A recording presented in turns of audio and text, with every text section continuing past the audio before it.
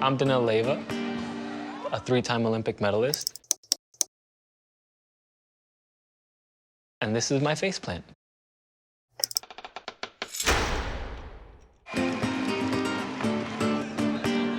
Or a few of them.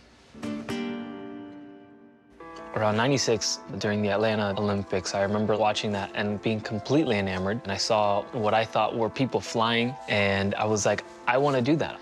From then on, I would always say that I wanted to win the Olympics. My mom didn't want me to be a gymnast just because she was a gymnast herself. She knew how hard it was, and she was a coach. She said that I didn't have the right body to be a gymnast. My arms were too long, my feet were way too flat, my butt was too big, my knees were like one on top of the other. But she saw how much passion I had for it, and she was like, all right, let's go.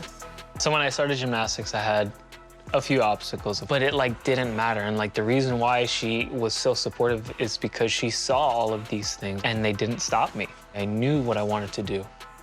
So she was like my biggest fan for sure. In 2011, I had trained an entire year, and it was my best year. I went to the World Championships, and I was ready to win if I hit the last routine. Does some high-flying releases.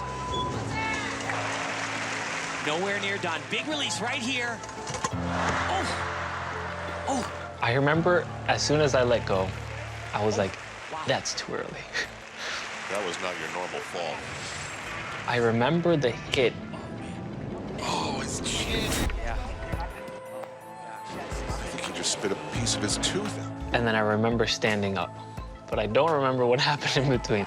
I really hope he doesn't. When I stood up, I thought, you fall, you get back up, you keep going. But I wobbled, so my coach and the physical trainer had to literally walk me off the thing, and I was already crying a lot. Not because of the pain, just because how embarrassed I was. Now, after that happened, back in the hotel room much later, I pull out my laptop, and the first picture that comes up, it was me on the ground, just knocked out like this, and I started laughing. And my mom, she's like, are you crazy? How are you laughing? I was like, because look, that's hilarious. And from then on, I was like, whatever, it happens. But I kind of wanted to redeem myself. A few days after that, I had the parallel bars finals. It is superb. Look at that, a flourish. I went in, I did the best routine I've ever done in my entire life. Unbelievable stuff. And somehow I ended up winning World Championships. He takes gold.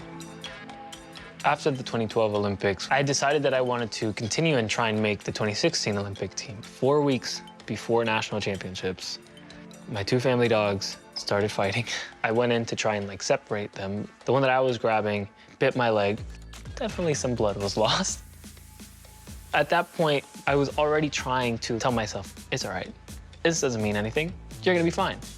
There's even a picture of me in the hospital where I'm laying down, but I'm smiling. But very deep inside, I was freaking out. When I started going back into the gym and kind of feeling it out, then after that, I really only had a week and a half to actually train hard for the competition. I was really envisioning what I wanted to happen every single day. Even with my leg bandaged, I saw myself there. I feel like if you don't see your future before it happens, it's gonna be really tough to make it happen. Make that happen first, and then everything else will follow. And so I decided to compete at the national championships. And when I got there, my leg was still healing.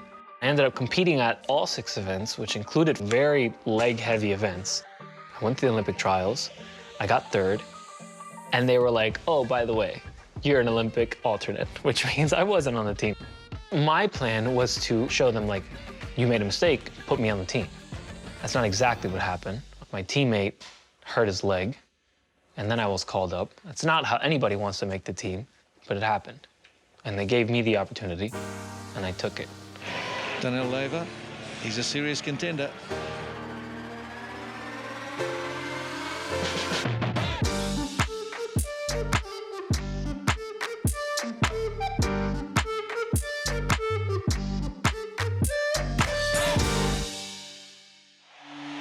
And as soon as I saw myself up on the board in second place. And I looked to the crowd, and there was a mistake because I looked at my mom, and she was crying, and I almost started crying. And that was probably my favorite moment ever. I actually won 2 silver medals. It wouldn't have happened if it wasn't for all of those failures.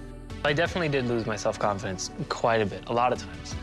Especially as an athlete, you know, you fail way more than you succeed. And I feel like that's something that as adults we lack. You try something once and you're bad and you're like, I can't do that. No, just keep going. You don't know how good you are at something until you like have done it over and over and over again. I failed. I cried a lot. And then I moved past it.